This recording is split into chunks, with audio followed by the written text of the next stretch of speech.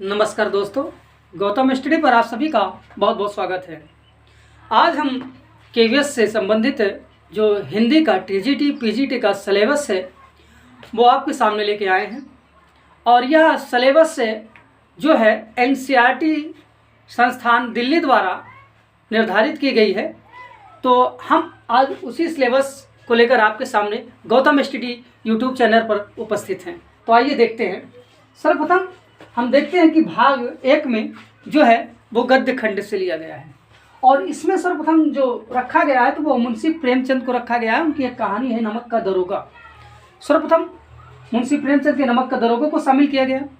फिर उसके बाद कृष्णा सोबती जी हैं, उनका मियाँ नसरुद्दीन है वो रचना, उसको शामिल की गई है। फिर उसके बाद सत्यजीत राय की रचना है अप्पू के साथ 2.5 साल। उसके बाद बाल मुकुंद गुप्त जी हैं, उनकी रचना है विदाई संभाषण। फिर शेखर जोशी जी हैं, उनकी रचना है गलता लोहा। फिर मन्नू भंडारी जी हैं, उनकी रचना रजनी है। फिर कृष्णचंद हैं, उनकी रचना जामुन का पेड़ है। और पंडित जवाहरलाल नेहरू द्वारा रचित भारत माता, इसको शामिल किया गया। तो ये गद्य खंड से लिया गया है। अब उसके बाद आइए देखते हैं जो काव्य खंड या पद्य खंड का है तो उसमें से किनको शामिल किया गया है। तो कबीर दास को पहले शामिल किया गया है। और कबीर दास की जो रचना है वो रचना है हम तो एक करी जाना। क्या है? हम तो एक करी जाना। फिर उसके बाद मीरा हैं, मीराबाई जी, इनकी रचना जो मेरे तो गिरधर गोपाल दूसरों ना कोई, इसको शामिल किया गया है। फिर उसके बाद भवानी प्रसाद मिश्र की जो रचना है घर की याद, इसको शामिल किया गया है। फिर त्रिलोचन जी हैं, उनकी रचना जो चंपा काले काले अक्षर नहीं चीन्हती है, उस रचना को शामिल किया गया है। फिर दुष्यंत कुमार की जो गज़लें हैं उनको शामिल किया गया है। फिर अक्क महादेवी हैं, इनकी रचना हे भूख मत मचल। दूसरी फिर उनकी रचना है हे मेरे जूही के फूल जैसे ईश्वर। इन दोनों रचनाओं को शामिल किया गया है। फिर हैं अवतार सिंह पासा, इनकी रचना सबसे खतरनाक, उसको शामिल किया गया है। फिर निर्मला पुतुल हैं, इनकी रचना है आओ मिलकर बचाएं। तो ये काव्य खंड से शामिल की गई रचनाएं हैं। फिर पाठ्य पुस्तक का जो वृत्तांत है, उस वृत्तांत भाग 1 को आइए देखते हैं जो एनसीईआरटी द्वारा मान्यता दी गई है और हमारे केवीएस के सिलेबस में शामिल किया गया है। तो सर्वप्रथम जो लिया गया है वो कुमार गंधर्वों को लिया गया है। तो कुमार गंधर्व की जो रचना है वो भारतीय गायिकाओं में बेजोड़ लता मंगेशकर जी, इनको शामिल किया गया है। फिर अनुपम मिश्र की रचना है राजस्थान की रजत बूंदे, राजस्थान की रजत बूंदे। फिर बेबी हलदार, तो बेबी हलदार को जो है उनकी जो रचना है वो है आलो अंधारी, इसको शामिल की गई है बीतान भाग 1 में। फिर उसके बाद बीतान के बाद आता है हमारा पाठ्य पुस्तक का आरोह भाग 2, जो अभी हम इसको देख रहे थे भाग 1 जिसमें हम खंड और काव्य देखे हैं। तो ये आरोह भाग 1 था और अब आरोह भाग 2 को देखते हैं। इसमें भी एनसीईआरटी से ही मान्यता ली गई है। अब इसमें देखें तो सर्वप्रथम हरिवंश राय बच्चन को शामिल किया गया है और इनकी जो रचना है वो है भारतीय गायिकाओं में बेजोड़ लता मंगेशकर। शायद थोड़ा इसमें मिस्टेक है, देखता हूँ शायद दूसरी रचना है क्या, याद 1 मिनट।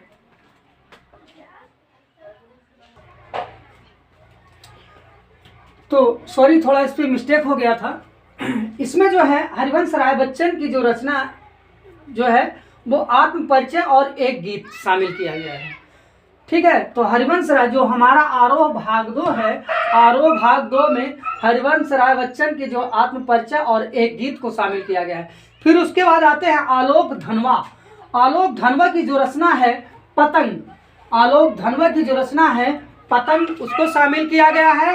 फिर उसके बाद कुंवर नारायण जी हैं, उनकी जो रचना है कविता के बहाने, उसको शामिल किया गया है। फिर अगला जो हमारा आता है वो आता है बाल सीधी थी पर। क्या है? बाल सीधी थी पर। और इसमें जो शामिल किए गए हैं तो वो है पहले रघुवीर सहाय जी हैं, और इनकी जो रचना है कैमरे में बंद अपाहिज। फिर शमशेर बहादुर सिंह की रचना है उषा। फिर निराला जी की रचना है बादल राग। फिर तुलसीदास की रचना कवितावली, जिसमें हमें उत्तर कांड को देखना है, और लक्ष्मण मूर्छा में राम विलाप को देखना है। फिर गोरखपुरी की रचना है रुबाइयाँ, इसको पढ़ना है। फिर उमा शंकर जोशी की रचना है छोटा मेरा खेत बगुलों के पंच। ठीक है, तो उमा शंकर जोशी की जो रचना है वो है छोटा मेरा खेत और बगुलों की पंच। तो जो बगुले के पंच होते हैं वो इससे संबंधित है। उसके बाद इसमें जो गद्य है, तो गद्य इसमें क्या किसकी दिया गया है, तो महादेवी वर्मा को सर्वप्रथम शामिल किया गया है गद्य खंड में। इनकी जो रचना है महादेवी वर्मा की वो है भक्ति। उसके बाद अगले नंबर पे जैनेन्द्र कुमार हैं, इनकी जो रचना है बाजार दर्शन है। फिर धर्मवीर भारती को शामिल किया गया है और इनकी रचना है काले मेघा पानी दे। फिर हजारी प्रसाद द्विवेदी जी को शामिल किया गया है और इनकी जो रचना है वो शिरीष के फूल है। फिर जो है हमारे बाबा साहब भीमराव अंबेडकर, इनको शामिल किया गया है और इनकी जो रचना है वो श्रम विभाजन और जाति प्रथा है। और दूसरी जो है वो मेरी कल्पना का आदर्श समाज है। ये जो हो गया वो आरोह भाग 2 का हो गया।